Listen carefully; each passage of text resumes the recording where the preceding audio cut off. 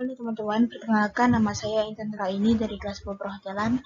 Jadi di video kali ini Intan akan membahas presentasi yang sudah Intan buat, yaitu pencegahan penyakit akibat kerja bab 9 dari mata pelajaran sanitasi hygiene dan keselamatan kerja. Selamat menonton.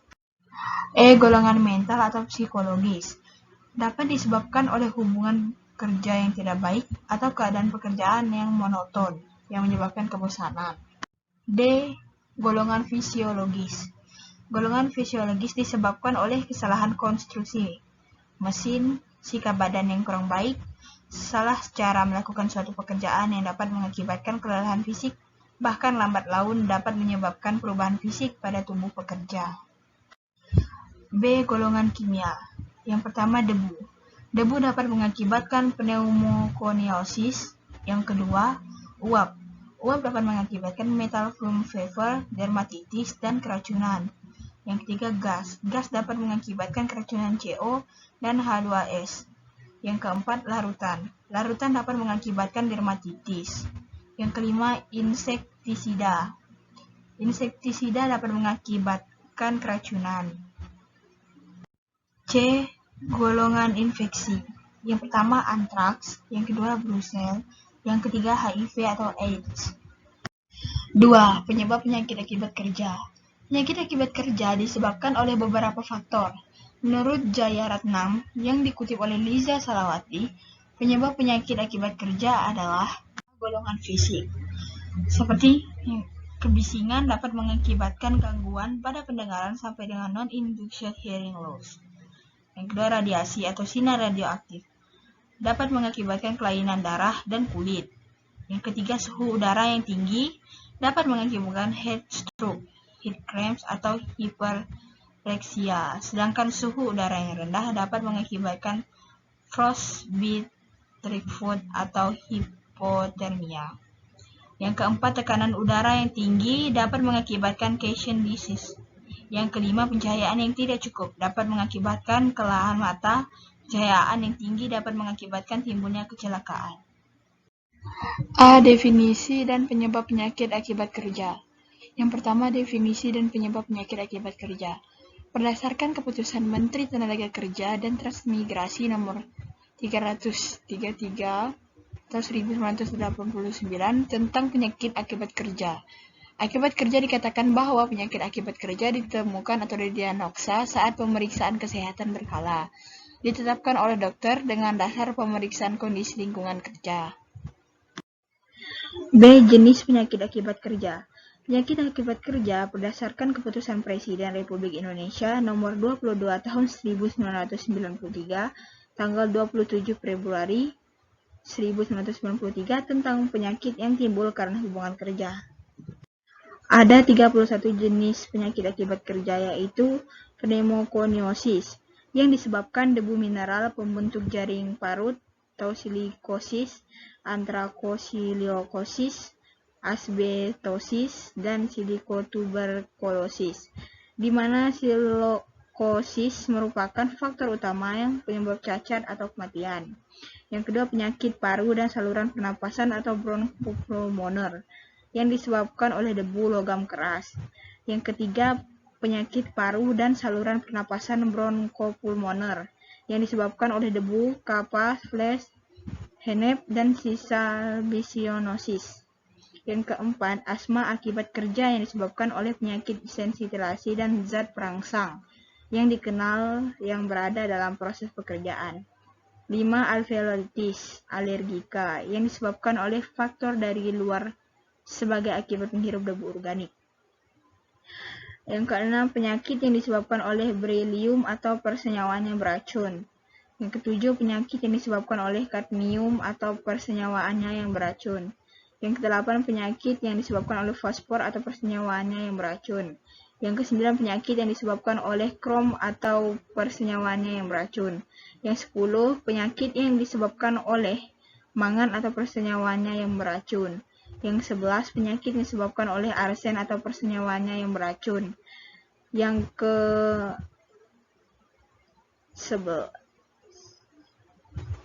12, penyakit yang disebabkan oleh raksa atau persenyawaannya yang beracun. Yang ke-13, penyakit yang disebabkan oleh timbal atau bersenyawanya yang beracun. Yang ke-14, penyakit yang disebabkan oleh fluor atau bersenyawanya yang beracun. Yang ke-15, penyakit yang disebabkan oleh karbon dioksida. Yang ke-16, penyakit yang disebabkan oleh derivat halogen dari persenyawan hidrokarbon, alfatik, atau aromatika yang beracun. Yang 17, penyakit yang disebabkan oleh benzena atau homologennya yang beracun. Yang 18, penyakit yang disebabkan oleh derivat nitro dan amina dari benzena atau homologennya yang beracun. 19, penyakit yang disebabkan oleh nitrogliserin atau ester asam nitrat lainnya. 20, penyakit yang disebabkan oleh alkohol, glikol, atau keton. 21, penyakit yang disebabkan oleh gas atau uap penyebab alfiska atau keracunan seperti karbon monoksida, hidrogen cyanida, hidrogen sulfida, atau derivatnya yang beracun, amoniak, zinc, braso, dan nikel. 22, kelainan pendengaran disebabkan oleh kebisingan. 23, penyakit disebabkan oleh getaran mekanik atau kelainan-kelainan otot, urat, tulang persendian, pembuluh darah tepi, atau syaraf tepi. 24, penyakit yang disebabkan oleh pekerjaan dalam udara yang berkenaan lebih. Penyakit yang disebabkan oleh radiasi elektromagnetik dan radiasi mengion. 26, penyakit kulit atau dermatosis yang disebabkan oleh penyebab fisik, kimiawi, atau biologi. 27, kanker kulit epitelioma primer disebut oleh terpix bitumen, minyak mineral, antrasena, atau persenyawaan produk atau residu dari zat terbaru. 28, kanker paru atau mesotelioma yang disebabkan oleh Aedes. 29, penyakit infeksi yang disebabkan oleh virus, bakteri, atau parasit yang didapat dalam suatu pekerjaan yang memiliki risiko kontaminasi khusus. 30, penyakit yang disebabkan oleh suhu tinggi atau rendah, atau radiasi atau kelembaban udara tinggi. 31, penyakit yang disebabkan bahan kimia lainnya termasuk bahan obat. Yang ketiga, pencegahan tersier. Prinsip dari pencegahan ini adalah melakukan deteksi dini tentang adanya pajanan yang sudah masuk ke dalam tubuh pekerja dan memberikan efek dalam tubuh. Selain itu, mencoba mengurangi efek dari gangguan kesehatan yang ditimbulkan dan bila sudah ada efeknya, dicoba untuk mengembalikan fungsi tubuh secara optimal agar pekerja dapat melakukan pekerjaannya. 2. Pencegahan sekunder. Prinsip dari pencegahan ini adalah mencoba mengurangi kontak pajanan dengan tubuh atau mengurangi masuknya pajanan ke dalam tubuh dengan specific protection. Kegiatan yang dilakukan adalah pengendalian teknik seperti melakukan substitusi pajanan, isolasi pajanan, membuat ventilasi ruang kerja yang sesuai. Setelah itu ada pengendalian administrasi yang kegiatannya dengan melakukan aplikasi perundang-undangan dan peraturan yang terkait dengan kesehatan, keselamatan kerja, serta ketenaga kerja. Pengendalian administrasi juga dapat dilakukan dengan membuat aturan internal di tempat kerja seperti dengan membuat aturan rotasi dan pembatasan jam kerja khusus untuk melayani kesehatan. Pengendaliannya antara lain dengan melakukan kegiatan imunisasi. Penggunaan alat pelindung diri merupakan salah satu cara untuk mengurangi jumlah pajanan yang masuk ke dalam tubuh pekerja. Alat pelindung diri yang dipilih harus sesuai dengan cara masuk pajanan ke dalam tubuh dan alat pelindung diri harus nyaman dipakai. Ingat, alat pelindung diri harus digunakan oleh diri sendiri, bukan bersama-sama.